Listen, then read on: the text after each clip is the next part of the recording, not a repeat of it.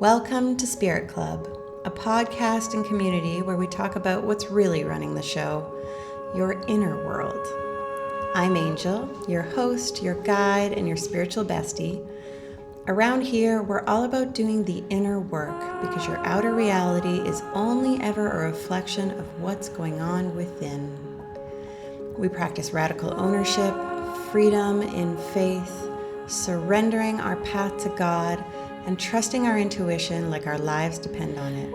Because honestly, they do. So take a breath, open your heart, and let's dive in. Hey, Spirit Club. Okay, we all know we need to release control and surrender, but what does that actually mean? How do we actually do that? That's what we're going to talk about on the podcast today. And before we get started, would love if you guys would, if you're watching on YouTube, like and subscribe. If you're on Spotify or Apple Podcasts, if you can give me a follow or a review, that really helps me out. I would so appreciate it. So we're talking about surrender today. Surrender, this has been like a buzzword in the spiritual space for I don't know how many years, but I will say that if I were to list the top, 3 things that absolutely changed my life, surrender would be one of them. So I feel it is worth becoming a buzzword. But it's also a little like, it feels out of touch. It feels a little bit like, what do we mean? So, you know me, I like to ground things into reality. So I'm going to try to do that here. I have another similar episode, but it was a little ways back and there are a lot of new faces here. So it bears repeating, okay? So I remember when I first started looking at surrender, I was working with a spiritual coach at the time. It was in 2021. And she brought up the concept. I don't know why, out of nowhere. And she had asked me for homework to just bring awareness to all the places in my life that I was exerting control. And as I walked away from that session, I remember thinking like, I don't think I'm doing that. This is going to be fine. This is fine. And lo and behold, I came to learn that I was exerting control in some way or another everywhere. And so we would slowly but surely work through like what it would feel like to release control, what that would mean. And I can remember my first big challenge around control. I had gut issues for years. For anyone who's been following me for a long time, you know I used to work in the gut health space. And my gut issues had flared up again. And per usual, I wanted to fix them. I wanted to exert control. And of course I did. And I tried to implement all the things that I knew. And yet those symptoms were persisting. And I started to panic. I started to feel fear, this sort of gripping sensation. And that gripping sensation is me trying to control, is you trying to control. And given that I was working with the exercise of releasing control, I knew this was the area I had to do it in. But I was so scared. There was this real feeling of like, if I don't do something about this, I will die. I don't know how else to put it. That's what it felt like. And maybe you can relate. And I remember I went and walked this labyrinth in Nose Hill Park back in Calgary. And when I got to the center, I just kind of like fell to my knees and I just gave up control to God. And I was so scared, but I was like, here you go. I'm going to let go. I'm going to give this to you. And it was scary, but I leaned into it. And I will say that from that point on, I don't know, I can't remember gut issues ever being that big of an issue again. So there's a real result that comes on the other side of releasing control. Okay, story time over. As we go through this episode, I want you to bring to light something that you feel you need to release control around. Most of you, as you're listening, are going to know exactly what that is. But if you need some help, often the things that are asking us to surrender are the things that we are really fighting for. So something that you've just been like fighting for, trying hard, doing all the things. This is often a good like signal that surrender is needed. It could also be anything that feels like really forced, like you're forcing it and you're not getting a lot of support in that direction. It could also feel like something that's like things are happening really fast and you are wanting to put the brakes on. This could also be an area that wants surrender. So bring your area forward as we go through this episode. So let's start by talking about why surrender feels so hard. I mean, I think if you listen to the example I just gave, it kind of tells you, ultimately, even though it doesn't make sense always, we're afraid to surrender because we think we're going to die if we surrender. We think that control is how we survive and stay alive. And if we relinquish that control, that we will die. So it could be like, if I stop controlling food, then I'll get fat, then I'll be unwanted, unloved, and then I'll die. Or if I stop controlling how money comes in, then I will have no money, I will live on the streets, and I will die. This is sort of like the avalanche that comes from releasing control, at least as far as the ego and the mind is perceiving it. So it's very linked to survival, which is what makes it really hard. But it's misleading, and we'll get to that, okay? So that's why it's hard, because your survival feels like it's in question. So some of you might be thinking is like, why? Why surrender control? Why is that what the spiritual community talks about? Why does this come up so much? And I sort of felt into 3 arguments as to why you might want to consider surrendering control. And the first one is because any attempts that we have to control are actually futile in the end. Like, we can't control the external world. We may think we can for a certain amount of time, but I think we all have seen that at some point or another, things are beyond your control. They are. I mean, think of like 2020, everything that happened then. There's nothing you could have controlled to prepare for that. So our attempts to control, you could say, they are as futile as trying to control the weather. And us trying to do that is wasting a lot of energy, a lot of time, a lot of focus that you could be putting into things that are much more meaningful, that will be much more fruitful. Okay, so first reason is controlling is futile in the end. Okay, second reason why we might want to surrender control is, and this is a beautiful reminder, because we are supported. We are held and guided by God.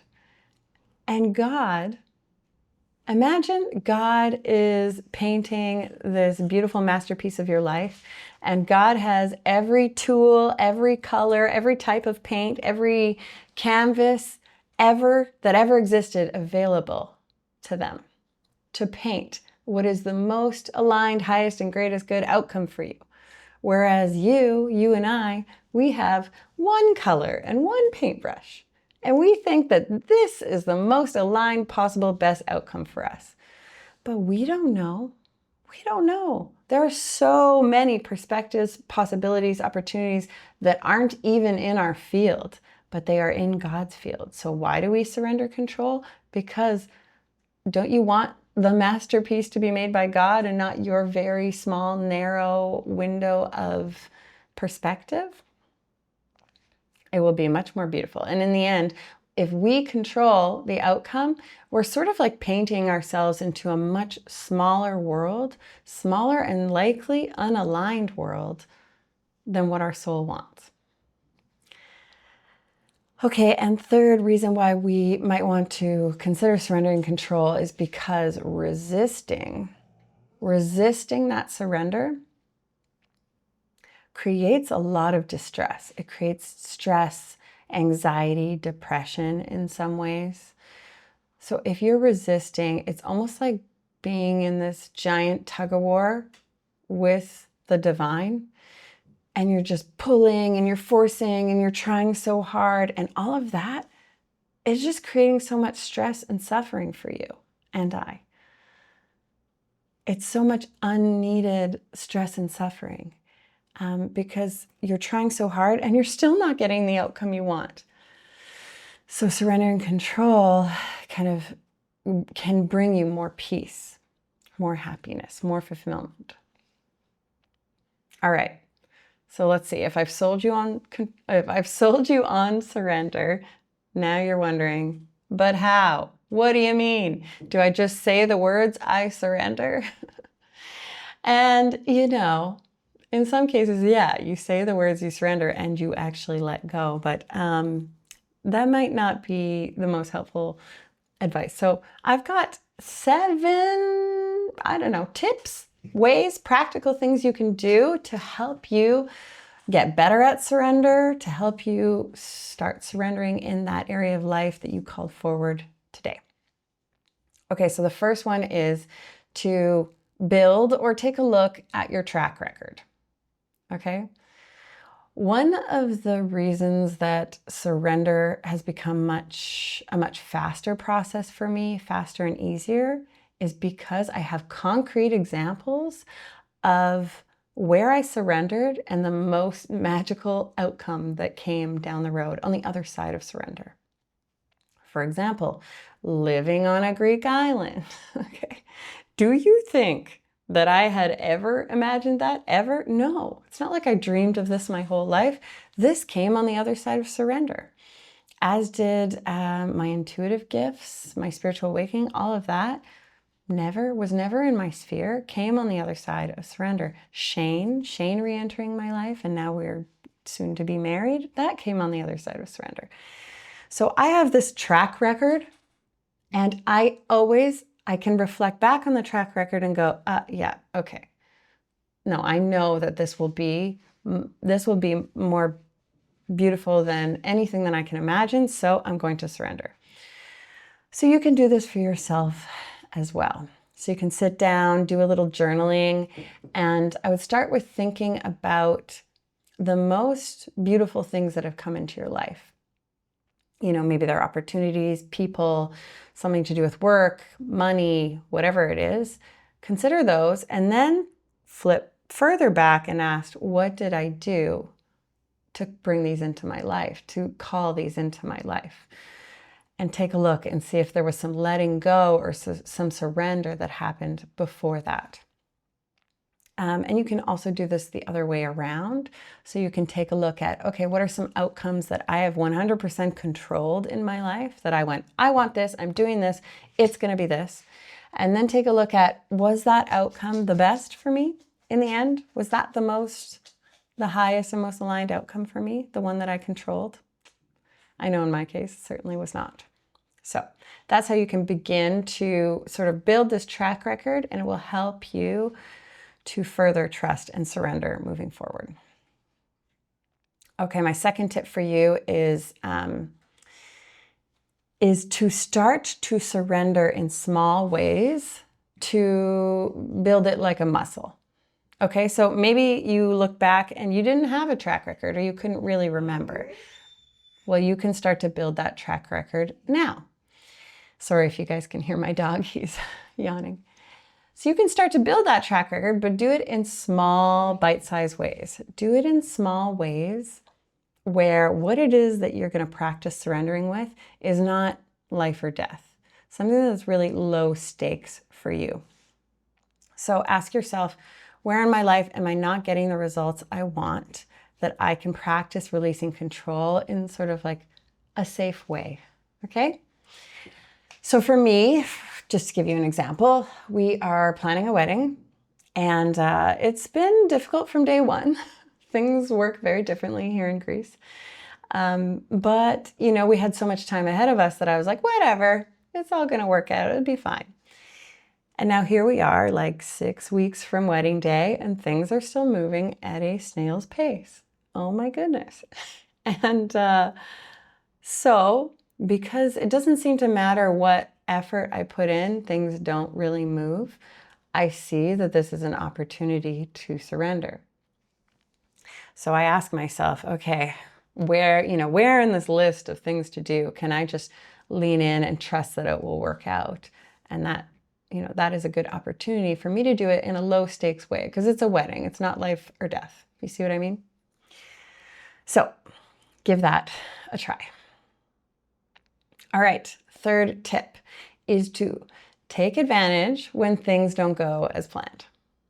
So have you ever been like, I don't know, you're in a meeting or in the middle of your day, or you're on a date or something, and things are not going as planned? Like things are just derailed and going sideways, and you're like gripping the reins and trying to get things back in control, but it's like a wild horse fighting against you.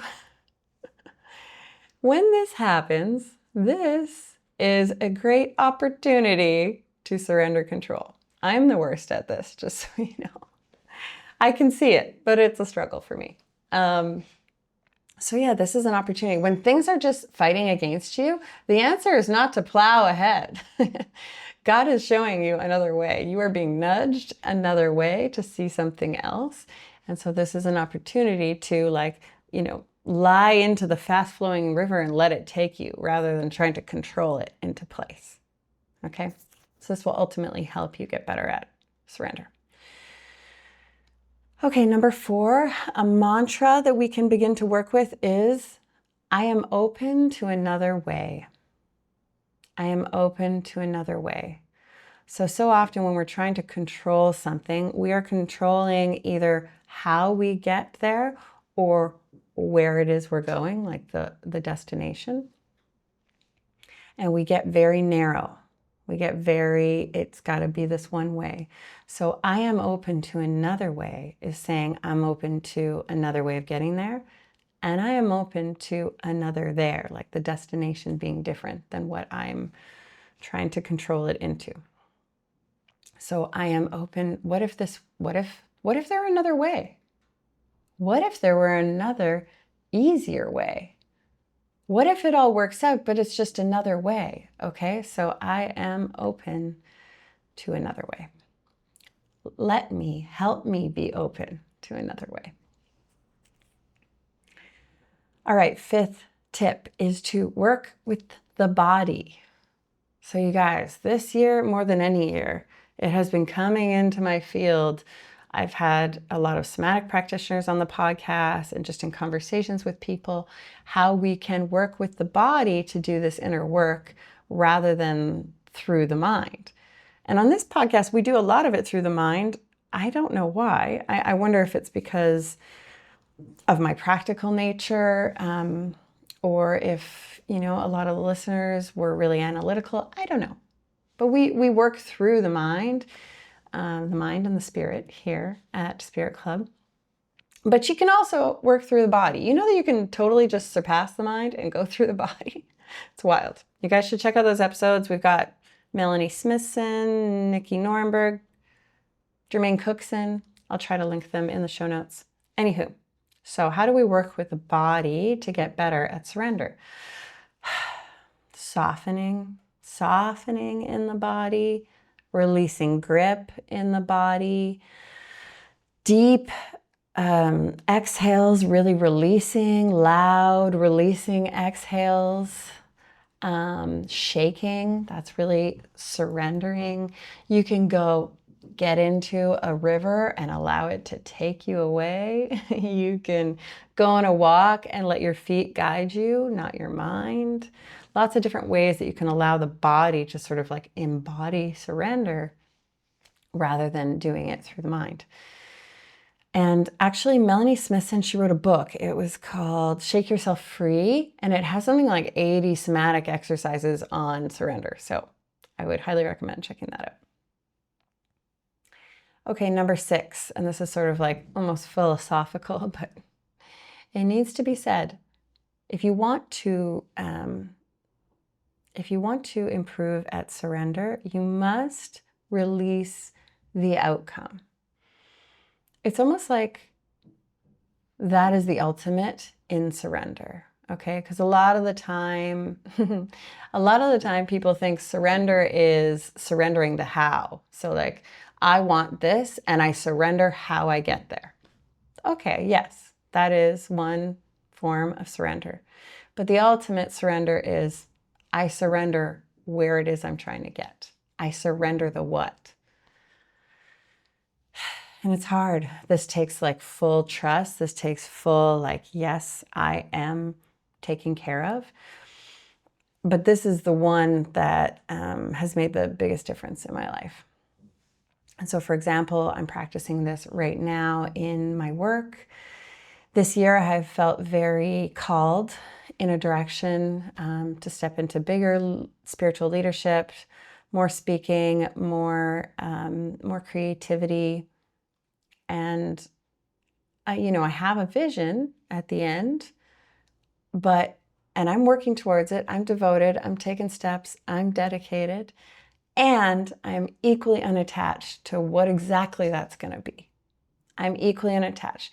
Not because I'm not committed to it, but because I know that if I hold it with a death grip, it is going to limit me. And I can only decipher so much about where God wants me to go. So I have to stay open, and staying open means being unattached to the ultimate outcome. So I know this is really hard for those of you who are like, I don't know, searching for love. You're like, how do I give up on love? And I'm going to talk about this at the end. There is a difference between surrender and giving up, but it's really just about if you trust that you're going to be taken to the place where you are, that is your highest and greatest good, that is what you signed up for in this lifetime, then you can let go of whatever exactly it looks like. Okay, let's take a breath with that one. I know it's tough. All right, and the final tip, I don't know if I can call this a tip, a step, whatever, but it needs to be said that the stronger your relationship to God, the divine, the easier surrender will be, right? Because ultimately what you're saying is, okay, I'm going to take my hands off the wheel, and I'm going to let the divine take the wheel. I'm going to let God take the wheel. And if you don't have a relationship with God, if you don't trust God, if you don't have faith in the universe, whatever word it is that you're using, of course you're not going to surrender control. Of course you're not going to let go of the wheel. That would be bonkers, right? It'd be like, I don't know, if you have a friend that you don't really trust, you're not going to, give them something that's important to you. Same thing, okay? So the more authentic that connection is with God, with the divine, the easier surrender will be. Okay, so that's your how. And I just want to end on this distinction between control and giving up, okay? Between surrender and giving up. So surrender feels like a trust fall, a leap, something you're doing for your soul, for your highest self. It feels both brave and that it requires leadership. And it can feel like giving up because control often looks like doing. And therefore, when we release control, we are like not doing. And when we're not doing, we might feel like we're giving up. I hope that makes sense. But ultimately, the energy of giving up is very different, okay? The energy of giving up is like resentful, bitter. I see someone like almost with blinders on. Giving up is very disconnected from God, whereas surrender is deeper connection. Okay, so I hope you guys can feel into that difference. And why am I bringing it up? Because I think there may be listeners who are saying, oh, well, I have surrendered and nothing's coming through, nothing's changing in my life, whatever that happens to be. And I would venture to guess that you didn't surrender, that you gave up. And I'm not saying that with judgment. I know that it's a very fine distinction, but giving up giving up in the way that I'm describing it, in that energy of bitterness, resentful, disconnected from God, isn't what we're talking about here. It isn't. Okay, and I hope you can feel into that. Okay, well, I hope that helps you guys. This episode came forward because I recently had an opportunity to surrender in my business. Yes, I was doing all the things, as I do, doing the most, doing all the things. And it was the most recent new moon, and I just sort of got this hit of like, you need to let go. You need to let go of all those things that you're doing, because they aren't actually it. They aren't actually the point. And it was hard and it was scary, because there's a part of me that thinks, oh, if I don't do those things, I won't get to where I'm going to go, where I'm meant to go. But that is not the truth. The truth of it is, the more I surrender, the more I will get to where I'm meant to go. So stay tuned and I'll let you know how that goes. Okay, that's it. If this episode was helpful, please pass it on to a friend. And until next time, love you much.